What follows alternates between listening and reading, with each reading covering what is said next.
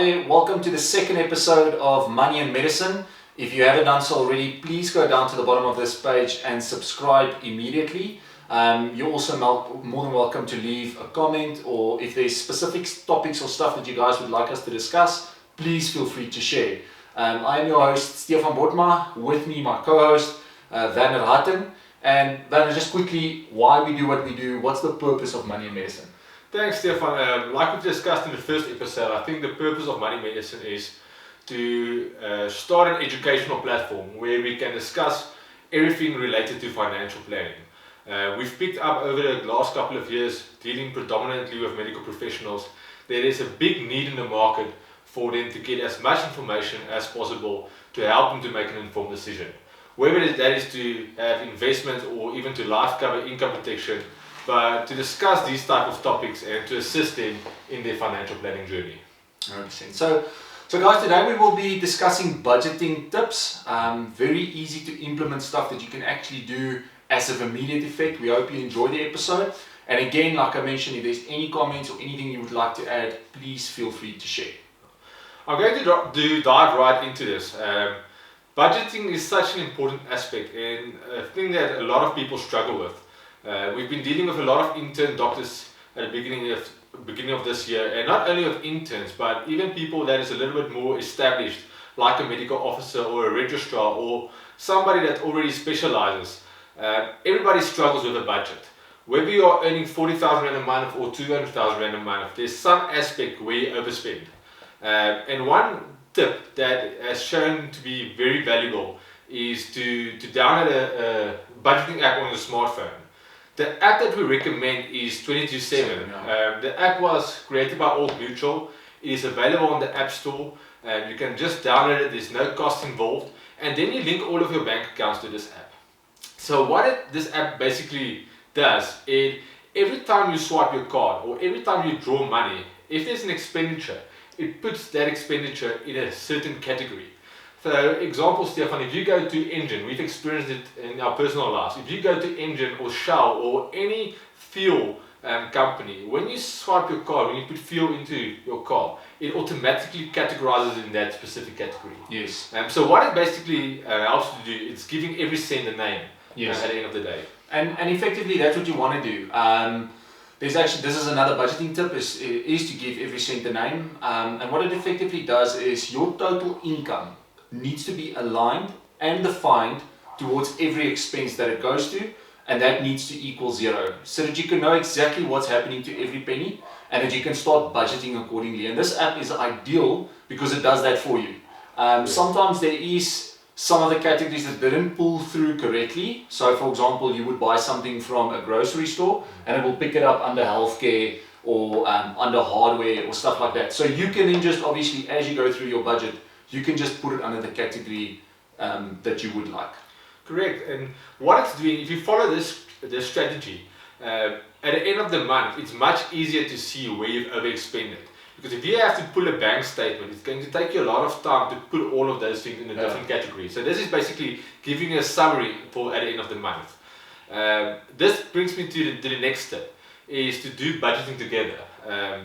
Sit down at the end of the month, call a family meeting. If you are married, sit down with your spouse at the end of the month and discuss this budget. Go to your 22/7 app. After you've given every cent a name, sit down and discuss those expenditures. Address that over expenditure and address the issue before it gets out of hand. That's very valuable. If you don't have if you are not married and you are still single, link up with an accountable partner. We've seen it before, we've recommended it. Get one of your close friends, discuss your budget with them. If you don't feel comfortable discussing your budget, Stefan, I know you've done it before with your clients. Come to us as a financial advisor or with the financial advisor that you're dealing with. Discuss budgeting with them. Ask them to assist you to get a plan in place that will assist you to don't overexpend on certain of those categories. 100%. And I think what it basically comes down to is sometimes you've got a blind spot in your finances where you're overspending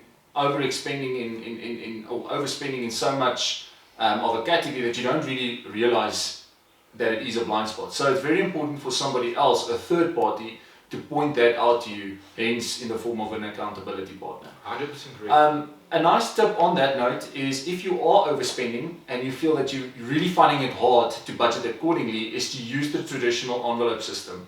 A bit old school, but it works very effectively. So what it basically does is, and you can even break it up in a week, to say if I spend X amount on groceries, what I'm going to do for this month is I'm going to withdraw, based on my budget, I'm going to withdraw, let's say 500 Rand a week or 1,000 Rand a week or whatever that amount is for that week for groceries, and that's the only money I may use for that week. If you run out of money by Thursday, by Friday, I'm sorry, you've already on that budget. It's very effective and it helps you to be extremely accountable. I completely agree. I've seen it in my personal life as well. I've been using the envelope system. It's very old school. It feels weird to actually go draw money, put it in an envelope and use it for that specific category. And the interesting thing is you only do it for a month or two, then you start getting in that habit not to overexpend on that category. Yes. We also personally in our household, we use the envelope system as an emergency fund, and that's another tip that we'll address, but we use it as an emergency fund as well. Yes. So we take a certain amount of money, for instance 2,000 Rand, we always keep 2,000 Rand in that envelope. Yeah. And just the other day I actually experienced how handy that was. I ordered food with Mr. Delivery or Mr. D, and when the guy came to our house to deliver the food, his card machine didn't work. So all of a sudden I was in the problem because now I had to pay for it and he didn't have the card machine. So I was able to go to that envelope system and to be able to pay for it. Right. So that was very effective. A different strategy, but still using the envelope system, not to overexpend on a certain aspect of your financial planning journey, but also to serve as an emergency fund. Totally true. And I think on an emergency fund, what one could also use, typically just to make your money grow for you, you don't want to necessarily expose it to risk. Hence you want to go conservative because that's typically money that you want to use for an emergency. So is a money market that you can use with your bank. You can talk to your financial advisor and he can maybe advise a very conservative strategy that you can follow and also have access to that money. So to not fix up emergency funds in the form of a fixed investment strategy, but so that sort of you've got liquidity available to you. I know a lot of our clients, and I've also advised this in the past, is who use their house bond, which is an ideal investment platform to actually do that. So as soon as you get your income in, and there's a portion that you allocate towards that you've started budgeting for this emergency fund, take that and throw that back into your house bond. Because if you on prime, which is, let's just assume 10%, then basically effectively you're saving on interest of 10%. And to get an investment which is basically risk-free of more than 10% is very hard. And another thing of, if you use your house bond as an emergency fund, it gives you complete control over that fund. Yeah. So you know exactly, it's easy to access that money. You can access it. It's not a 30-day call account, or it's not an account where you have to send a request in for the money to be released. It's immediate. So that house bond is linked to your check or your savings or your credit card. You can go into your banking app, you can transfer money right into the account where you need it at that stage. So it's a very effective tool to use. Yeah. That brings us to the next point that I quickly want to touch on, Stefan, is define your priorities. Yeah. It's very important to define the priorities and to know what you're contributing towards every month. If you define those priorities, whether you are contributing to a medical aid, or if you are contributing to a retirement savings plan, or if you are contributing towards a life insurance, if you are paying for a vehicle, to determine what is most important to you.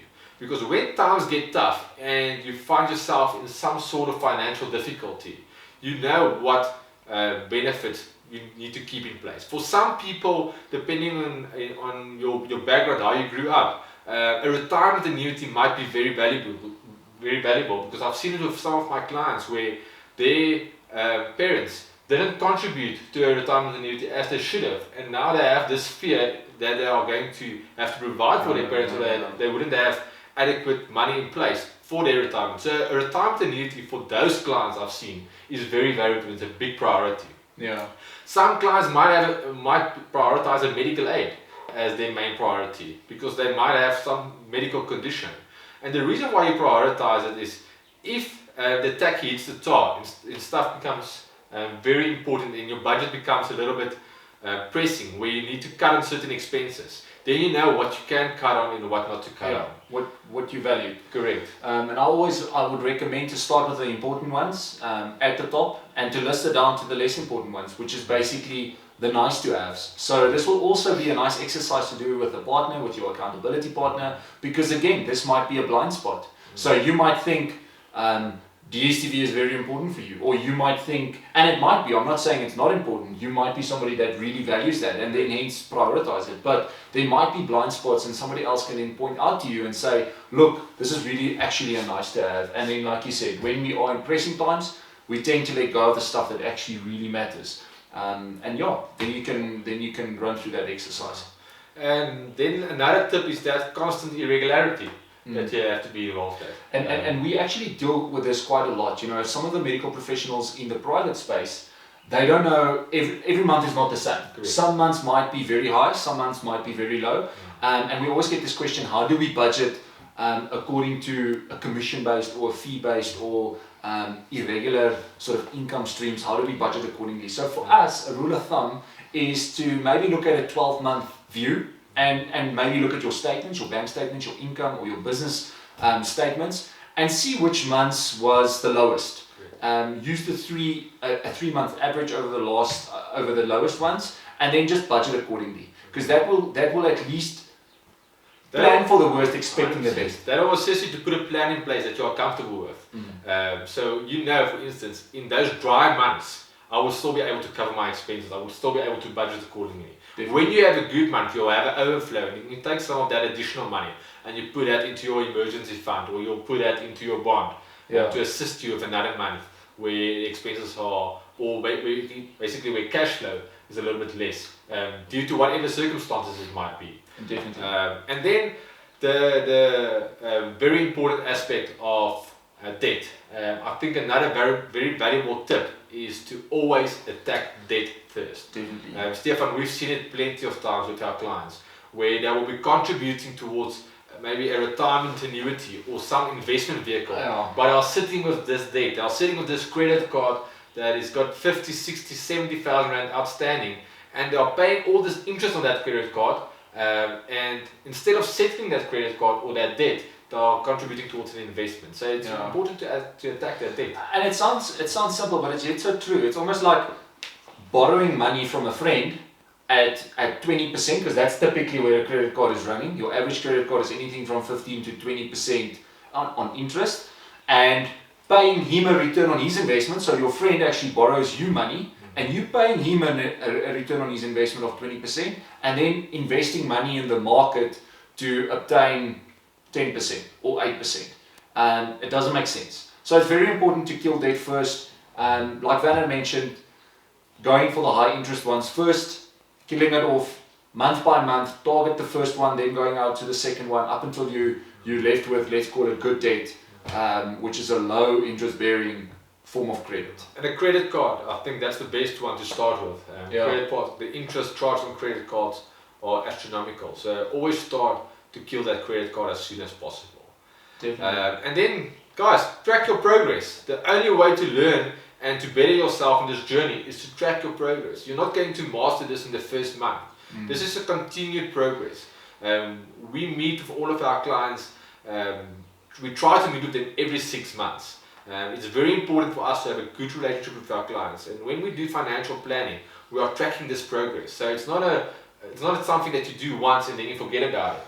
It's almost like you're planning for a journey, and I always use this as financial planning is sort of this journey, this 30-40 year journey in front of you towards point B, and you need to reflect on that journey. As you go into this journey, you have to align stuff, you have to realign, but you have to reflect, and it's important to celebrate the small wins. So in this budget journey, if you start, you put your plan in place, you've got your accountability partner, you've started naming all your expenses, etc., etc.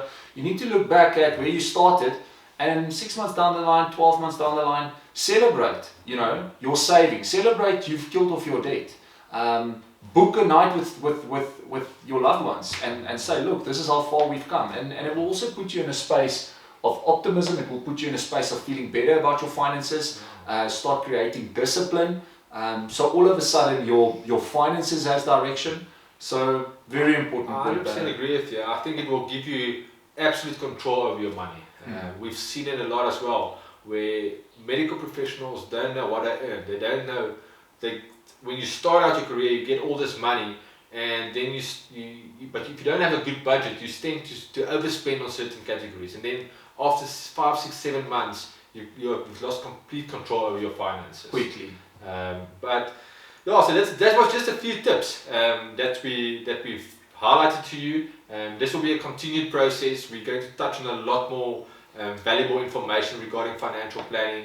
We'll delve into some product as well when we continue with this journey. If you've enjoyed this podcast and this program, if you find value in this, please subscribe to the channel. Like Stefan said, you'll get notifications every time we publish new content. And for us, this is a journey. We want to build a practice where we can educate our clients to make informed decisions and to know what benefits they've implemented. It's very important for us to have that in place. Definitely. And we're learning also, by the way, when you're learning. So please, if there's something that you guys do not understand, that you want us to talk about, or that you want us to share more information on content, please feel free to comment in the section below, and we'll get back to you as soon as possible. Thank you. Thank you.